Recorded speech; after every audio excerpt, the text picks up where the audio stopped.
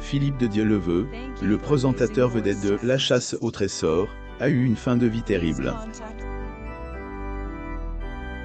L'animateur est mort dans des conditions inexpliquées. Cependant, plusieurs pistes indiquent qu'il a été victime d'un assassinat. 36 ans plus tard, son neveu revient sur ce drame. Animateur des exceptions, Philippe de Dieuleveux était un grand aventurier. C'est ailleurs ce goût pour la découverte qui, amène sur les rives du fleuve Zaïre le 6 août 1985. Lui et une expédition, composée de 6 autres personnes, ont disparu mystérieusement. Ce et que quelques jours plus tard que son corps sans vie a été retrouvé. Depuis lors, plusieurs hypothèses ont été formulées. Parmi celles-ci, il y a la 10D, une noyade accidentelle que son neveu Alexis refute dans son livre « Noyade d'État ». La mort de Philippe de Dieuleveux paru aux éditions Balande. La vie de Philippe de Dieuleveux. Philippe de Dieuleveux a fait ses débuts dans l'univers audiovisuel en tant que pigiste sur France 2. Sa détermination, sa prestance et son charme lui ont permis de conquérir ses droits d'auteur des téléspectateurs, accédant ainsi au statut de célébrité. Portrait de Philippe de Dieuleveux. Photo, Getty Images. En 1979, France 3 lui avait offert une place de reporter. 2 ans plus tard, il animait sa propre émission intitulée La chasse au trésor. Pendant les 4 années suivantes, il a permis aux Français de découvrir les merveilles du monde, les amenant à travers ses reportages dans les coins les plus reculés de la planète, leur faisant découvrir autres cultures. Plus de sa passion pour la plume, Philippe de Dieuleveux aimait également la musique, il lui arrivait même de chanter. Ailleurs enregistre le titre Los Angeles 84 à la faveur des Jeux Olympiques et qui se tenait dans la ville de Californie mise à l'honneur dans cette chanson. 3 enfants, Philippe de Dieuleveux n'avait pas eu la chance de tenir dans ses bras Annette, sa dernière fille qui est venue au monde quelques jours après sa disparition. Le reporter a profondément marqué les esprits.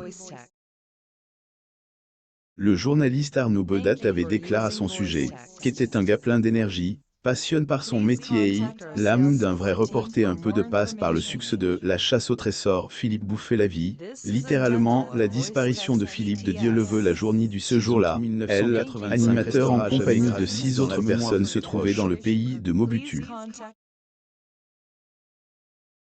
Philippe de Dieuleveux faisait partie de l'expédition Africa Raft. Un hélicoptère de l'armée fouille les rapides du barrage d'Inga au Zaïre à la recherche de survivants d'une expédition fluviale francaise qui a disparu le 6 août 1985. Photo, Getty Images. Aux environs des barrages d'Inga sur le fleuve Zaïre, le présentateur et ses compagnons avaient subitement disparu. L'annonce de son désaveu plonge de nombreuses personnes dans la consternation la plus totale. Ce qui avait commencé comme un défi sportif, s'était transformé en une terrible tragédie.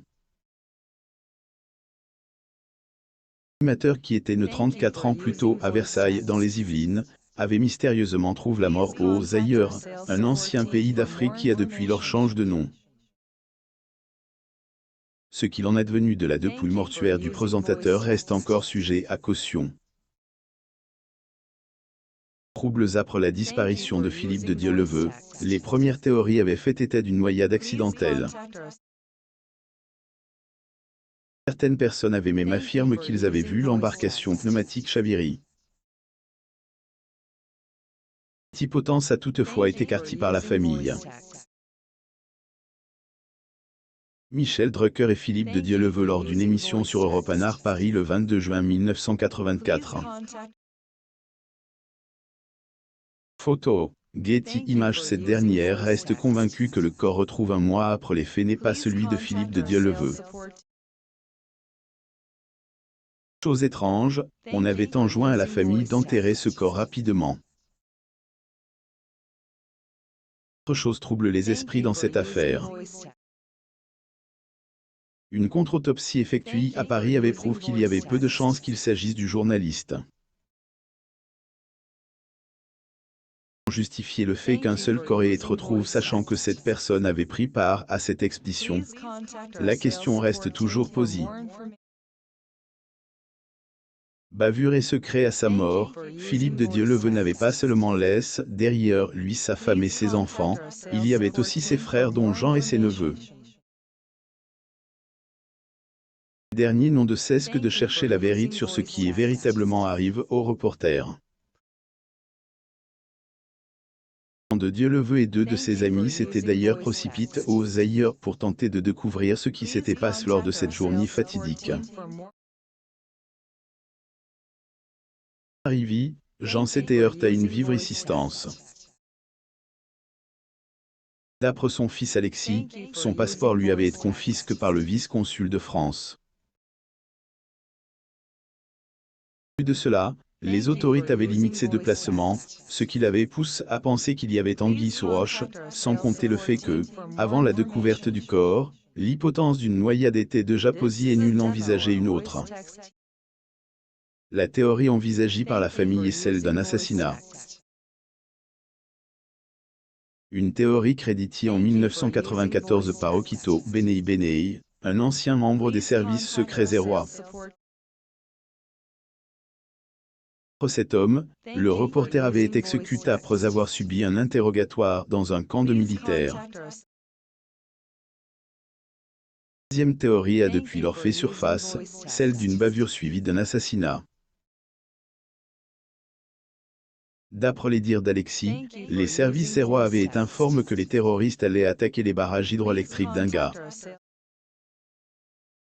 Une alerte qui provenait de la France. Les militaires avaient donc pris décider d'éliminer la menace en s'attaquant à l'expédition. Une question surgit de ces declarations.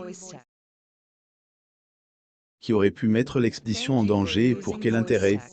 Une question légitime au vu du fait que Philippe de Dieuleveux faisait partie de la réserve opérationnelle de la DGSE, les services secrets français. Il semble tout de même qu'il n'était pas en mission au moment du drame. Enquêté pour trouver la vérité sur la disparition de son parrain, Alexis Ador déjà écrit au Président de la République pour que les documents relatifs à cette affaire soient declassifiés. Pendant que les zones d'ombre autour de cette disparition ne soient lévisées, l'auteur espère qu'Emmanuel Macron finira par reconnaître que Philippe de Dieuleveux ne s'était pas noyé. Aussi, Philippe Croizon a 52 ans, sa femme, son handicap, sa vie privée. Abonnez-vous à mon mame sur Google News.